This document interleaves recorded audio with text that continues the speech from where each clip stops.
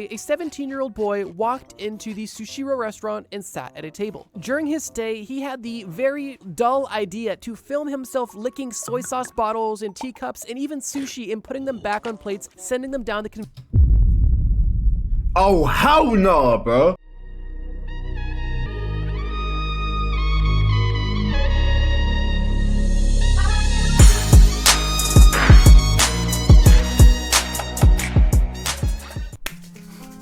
Yo, what's good, people? Today we're watching things that got banned because one person ruined it.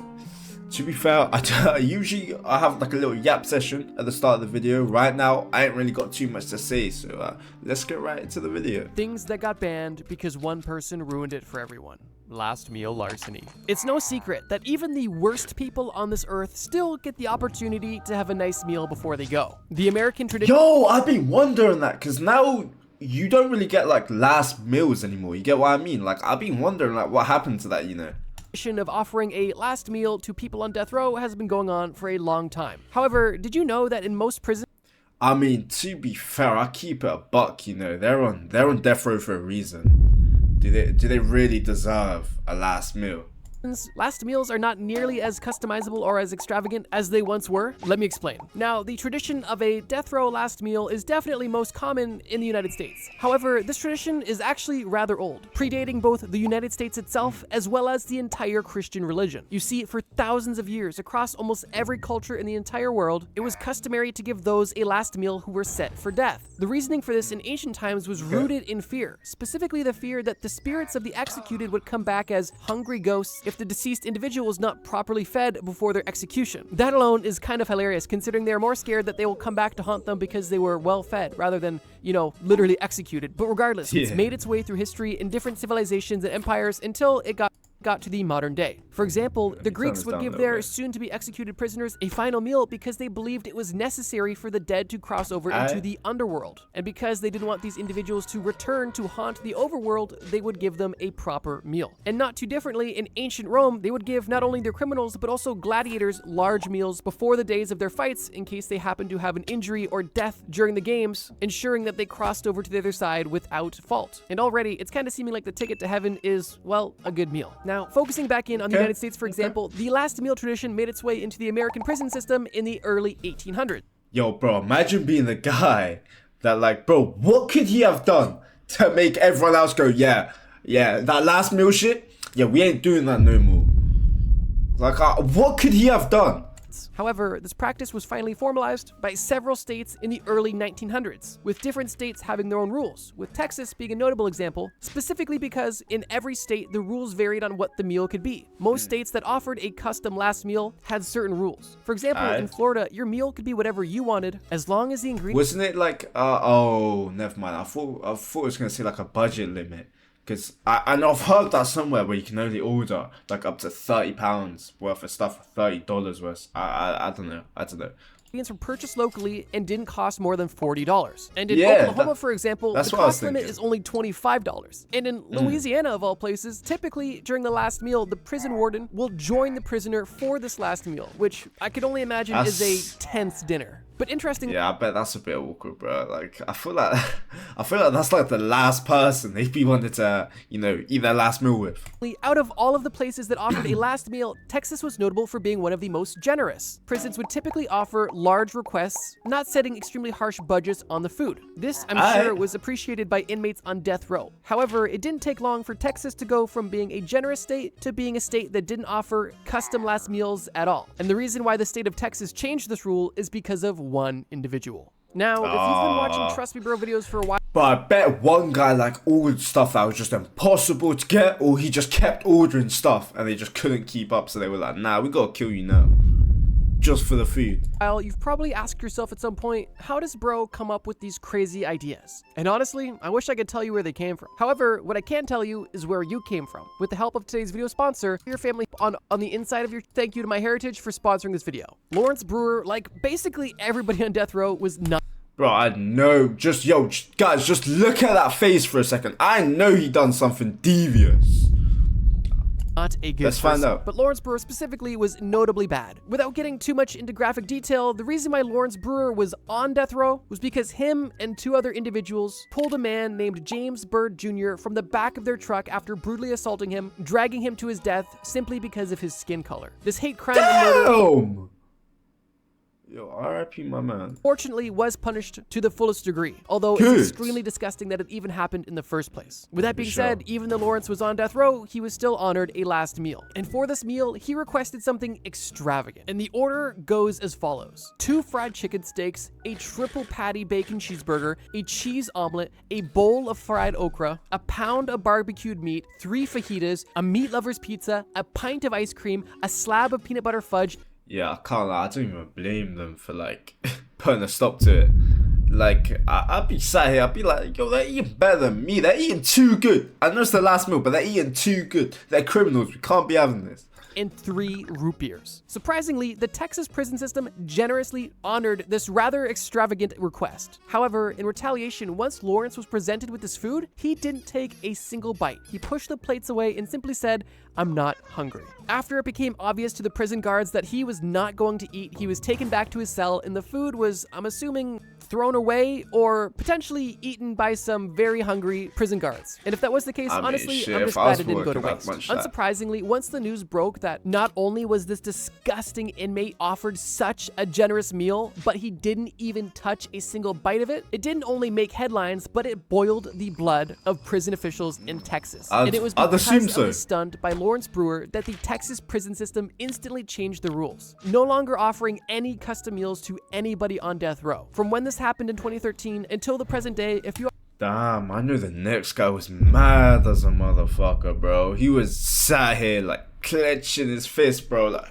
damn you, bro. are set for execution in Texas, your final meal is no longer whatever you want. It's whatever the cafeteria has that day. And while this isn't really the most upsetting story considering who this affects, you know, people literally being killed by the government because what they did was so horrible, but it is still a pretty interesting example of one person ruining the last piece of fun people on death row could have. This may seem like a tame start because it literally only affects inmates on death row. And you're right, and that's because this video is only going to get more and more crazy as it goes on. And by crazy, I mean affects more and more people. So let's move on. The touchdown shutdown. I love sports. They're fun to play, they're fun to watch, they're fun to learn about. All around, sports are just a great thing that bring people together. But admittedly, I'm not the biggest fan of professional sports. I just don't watch it a lot. But when I do watch professional sports, one of my favorite parts of it are the extracurriculars. You know, fights in hockey, trash talk in the NBA, the hilarious flops in soccer, halftime shows, and of course, touchdown celebrations. But did you know that in American football specifically, there was a touchdown celebration that was so prolific that it actually got banned from the entire NFL? Well, if you do, you're gonna hear about it again. But if you didn't, let me tell you a crazy story. If you're a fan of American football, then the name Jimmy Graham is probably not unknown to you. Jimmy was born in I can't lie, I ain't really tapped in with American football like that. You know what I mean? I'm in the UK, so we ain't really be watching all that out here. 1986 in Goldsboro, North Carolina. It was drafted into the NFL in 2010 by the New Orleans Saints. Throughout his career, Jimmy played for the New Orleans Saints, the Seattle Seahawks, the Green Bay Packers, and even the Chicago Bears. And during his football career, he was not only known for his athletic ability, but also his unique touchdown celebration, with the most iconic being his football dunk on the goalpost. In case you're unfamiliar, almost every time Jimmy would get a touchdown, he would literally take the ball, run into the goalpost, and dunk it over the post, essentially like he was dunking a basketball. This, admittedly, was pretty badass looking, although it came with consequences. Yo, is that why the goalposts are like so high up now? It's because he was doing it so much and it looked so cool that the NFL decided that no one man could have all that aura. I'm totally lying. If you look at this clip right here, you can see that after he dunks the ball, he literally bent the goalpost. And this wasn't an uncommon occurrence. Obviously, when one of the most foundational components of a sports field is, well, broken or at least misaligned, it has to be fixed instantly for the games to continue. And in the case of the goalpost being fixed after a dunk, these fixes were known to pause the game for anywhere from 2 to 20 minutes. minutes. And while these delays may seem minor, when you're talking about professional, live, televised sports, anything that throws off the schedule to that degree that isn't planned for is a major headache for networks, advertisers, and the league in general. It was for this destructive reason that the NFL ended up banning the dunk on the field goal, which, in my opinion, kind of solidified this move as one of the coolest touchdown celebrations ever, even though it was pretty disruptive and I'm sure really annoying for people actually working the game, and probably even watching too. And while this is once again more of a niche rule that doesn't affect too many people, that's I would definitely argue it at least I was gonna say that. I was gonna say, you know, that's minor. You get what I mean? Like, you can't do a certain celebration no more. Like, in the end of the day, more people, and likely also had a trickle-down effect. Because imagine if you were growing up watching Jimmy Graham play football and your goal was to grow up playing the NFL and dunk yourself. If that was your goal in life and then you heard that dunking was banned, you probably just had one of your biggest dreams crushed. And while sure, you could probably dunk in amateur league, well, maybe, you know, that goal would have went from, you know, making it to NFL to dunk to just making it to the NFL. I'm just saying. leagues. If the goalpost is being bent in the NFL, I can only imagine what would happen if you're dunking on amateur league nets. And I wouldn't be surprised if people dunking at home injured themselves or broke goalposts altogether. But yeah, Jimmy Graham not only made his own touchdown celebration, but used it so much he got it banned. And well, the rest is history. The sushi situation. I've never been to Japan, but it's definitely extremely high on my bucket list of places I want to go. The culture is so cool, the landscapes are beautiful, and the technology is just interesting. Obviously, here in the Western world, we enjoy a lot of Japanese technology. But over in Japan, they're still gatekeeping some of their coolest stuff for themselves. Most notably, in my opinion, the food conveyor belt. Honestly, I couldn't even tell you where I first saw or heard of this, but I just remember seeing people sitting at a restaurant and food coming to them on a conveyor. I feel like I've seen this before, but like I don't know where, when I've heard about this or seen this, but like, you get what I mean? Belt and just being so enamored by it. Initially, I questioned why Golden Corral didn't get this instantly, but then I thought to myself, well, if Golden Corral had this, they would probably have to install wider doors so people could leave. But focusing back on the point, these food conveyor belts are relatively popular across Japan. However, in one popular sushi chain in the Gifu Prefecture in Japan, the conveyor belt was not only canceled, but replaced with a cartoon version, all because of the acts of one individual. It was a regular day near the beginning of 2023. People were enjoying their food at the Shushiro restaurant in Japan. This restaurant obviously was known for its conveyor belt system. However, on this now infamous day, a 17-year-old boy walked into the Shushiro restaurant and sat at a table. During his stay, he had the very dull idea to film himself licking soy sauce bottles and teacups and even sushi and putting them back on plates, sending them down the Oh, hell no, bro. Yo, what's your dirty ass doing, bro? conveyor belt for other people to have. Now, this disgusting video went viral, and seemingly overnight, this video had over 40 million views and was being posted on news outlets everywhere, seemingly exposing the vulnerability of this honor-based system. You know, having the honor to not mess with other people's food. To some, this instance may be considered a prank. However, the Japanese government and the restaurant chain did not see it that way at all. And this incident was actually dubbed sushi terrorism because of how seriously it was taken by Japanese officials. Because of the widespread outrage that was caused by this viral video, action was taken by both the police and the company that owned Shushiro. The boy that did this food licking was arrested, but on top of being arrested by the police, he was also sued by Shushiro for over $480,000 US in damages. And while being sued, yo, I know he's paying that shit off for a hot minute. For nearly $500,000 may seem steep for licking some food. You have to understand that A, that's unacceptable and just disgusting, and could be a health hazard if this individual, and B, you're disrespecting the culture. you know, had diseases. But even still, this video going viral was detrimental for the restaurant itself and ended up causing the Shushiro restaurant chain nearly 16 billion yen in market value, simply because people saw this video, got grossed out, and decided they wouldn't be returning anytime soon. But not only did the company lose money because people were simply not going, the stock value of this company also dropped massively because investors were speculative about how the company can recover from such a PR disaster. And because the stock for the parent company that owned Shushiro tanked, Shushiro acted quickly and seemingly overnight replaced all of their real conveyor belts with real food with digital conveyor belts that had digital food that you can click on to order foods, but gone were the days where real food would just pass you by. And honestly, it's unfortunate that, well, one person ruined it for everybody. Although there is an argument to be made that while this dumb prank was disgusting, it also did expose a vulnerability that could have had worse consequences if somebody more devious wanted to expose it. But what do you guys think? Feel free to pause quickly and comment, but I'm gonna move on. The Tylenol tragedy. If you're somebody with an active Netflix subscription and a fan of true crime, then you very likely saw the documentary recently released about the Tylenol murders. This documentary was both interesting and also shocking, because as somebody who was born nearly 20 years after the Tylenol murder event took place, it's really quite crazy to try to imagine what a medicine bottle would look like without tamper-proof protection. Now, if you're unfamiliar with what the Tylenol murders are, they're actually rather mysterious. And to sum it up rather briefly, from September to October in 1982, there was a string of at least 7 deaths that were attributed to a mass poisoning of Tylenol extra-strength pills. This event was extremely unfortunate and killed both men, Has the guy been caught? Has the culprit been caught or not? women, and children. And one of the saddest parts about this entire situation is that not only was nobody ever caught and convicted, Oh hell no, bro. You know what's crazy? There's serial killers like free roaming today. Just because, like, you ever see the documentaries on where they got caught and they got caught with something that happened with the last person out of like 30? There could be people like that. You know what? There's people like that out now. You get what I mean? That will just never be caught. That's a scary thought. Stay smart, guys. Stay protected. For this mass poisoning, due to the fact that it made major headlines, also inspired other lunatics to poison other medicine bottles across the country. That's about all the detail I'm going to go into in regards to the murder specifically, primarily because next week I'm posting my part 2 to my Killers on the Loose video. And all I'm going to say is the Tylenol murders may make an appearance on that list. So if you're waiting for part 2 to my now fastest growing video, well, tune in next week. But focusing back in on the aftermath of this extremely upsetting situation. What happened and what did somebody ruin for everybody? Well, as I mentioned earlier, when these murders took place in 1982, medicine bottles had nowhere near the precautions they have today, largely because of this event. But the aftermath of these murders wasn't just 7 innocent people dead and Tylenol now having to put a few extra steps in the process of opening a bottle. As I already stated, when this story hit the mainstream, it not only inspired copycats, but terrorized the entire nation, as now anything seemed like it could have been potential. Bro, imagine seeing somebody do that shit and you think, oh, I go do that too. I go copy this shit, bro. This is a new wave, bro. This is a new trend. I gotta do that.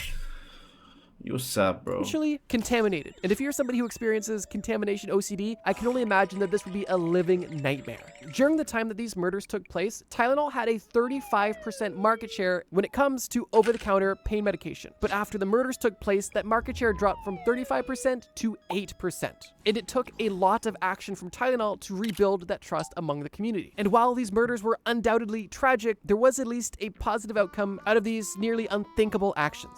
That positive outcome, of course, being A, accountability from pharmaceutical companies, and also widespread reform. For example, as soon as this crisis took place, Johnson & Johnson, the company that owns Tylenol, issued a massive recall, essentially taking over $100 million worth of product off shelves across the nation. On top of this, Johnson & Johnson established a strong relationship with the Chicago Police Department, where the murders took place, to further be involved in the investigation. And on top of this, they also formed stronger bonds with the FBI and the FDA. All of these relationships were formed with the hope of finding the person who laced the Tylenol tablets that ended up killing innocent people. But of course, the most notable outcome that came out of this entire tragedy was the development and implementation of tamper-resistant packaging, most notably being induction seals. You know, the things that are really annoying to peel off every time you open basically anything nowadays. This tamper-resistant packaging became more or less of an industry standard, and that is a genuinely positive outcome. Although it's upsetting that it took such tragedy for this seemingly simple implementation be, well, implemented. But that's just on the Johnson & Johnson side. On the governmental side, product tampering was made an official crime to further prevent any actions even remotely similar to the Tylenol murders. And on top of both of these beneficial changes, the FDA also introduced more stringent regulations when it comes to filled capsules instead of powder pressed tablets.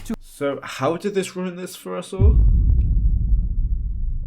Because I know it's not just, oh, you gotta go through a few extra steps to unlock it. You get what I mean? Like, it ain't that deep. To help further prevent product tampering. And it was with all of these positive changes, and I'm sure millions, if not billions spent in PR, Tylenol's market share was able to return in only a year's time, which is rather impressive. But to circle this back to the entire point of this video, things that got banned because one person ruined it, let's dissect this a bit. What was technically banned in this situation? Well, I guess product tampering and, well, unsealed pill bottles. And while those are things that are definitely definitely not beneficial. Yeah, The reason why I wanted that's to what I talk was about this thinking. specifically was because, well, nothing was really banned per se besides things that already should have been banned, but I wanted to talk about it because one person definitely ruined something for everybody. That being basically the trust of people to not mess with products on shelves, causing almost everything nowadays to be sealed for your safety.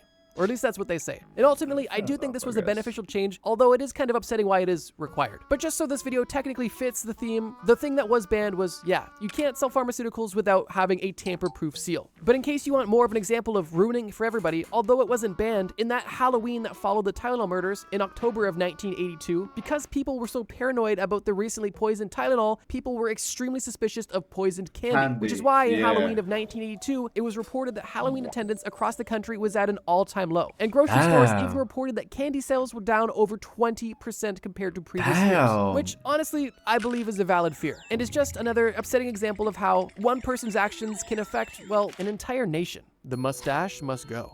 I wish I had a better transition, but you know how I just talked about one person's actions affecting an entire country? Well, now we're going to discuss how one person's actions affected, well, the entire world. I mean, that mustache ain't look too good anyways, you get what I mean? There wasn't really much of a loss for everyone else. Look at this image right here. What is the first thing when you think of when you see this piece of facial hair? Did you say famous, beloved comedian Charlie Chaplin? Well, I'm sure a few of you little hipsters did, but I would say the overwhelming majority of you instantly thought of Adolf Hitler when you saw this mustache. And I would bet money that you don't even know the name of this mustache. If you ever had to refer to this mustache, you would call it a Hitler mustache, which just goes to prove how synonymous this mustache is with the evil dictator from Nazi Germany. The traditional name of this mustache is known as a toothbrush mustache, and it's a small, narrow style of mustache that just sits on the center of your upper lip. And as I mentioned, before it gained popularity in, well, politics, it was popular among normal people as well as comedy legends, such as Charlie Chaplin and Oliver Hardy. But if you try to sport this mustache yourself, well, nobody's gonna say, hey, nice Charlie Chaplin mustache. And it was for this reason that this facial hair was more or less retired. Admittedly, the toothbrush mustache, at least to my knowledge, was never formally outright banned, at least legally. But I would definitely say socially, this mustache was definitely banned, although that doesn't mean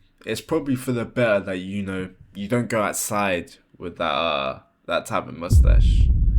So yeah, if it ends up like that, shave it off. Do yourself a favor.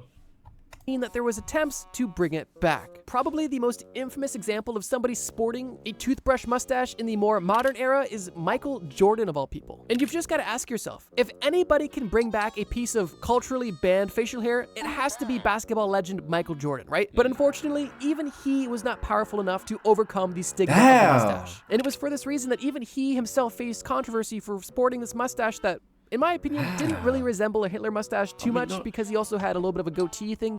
Yeah, it doesn't really look like it. Plus, you know, he's also, you know, black.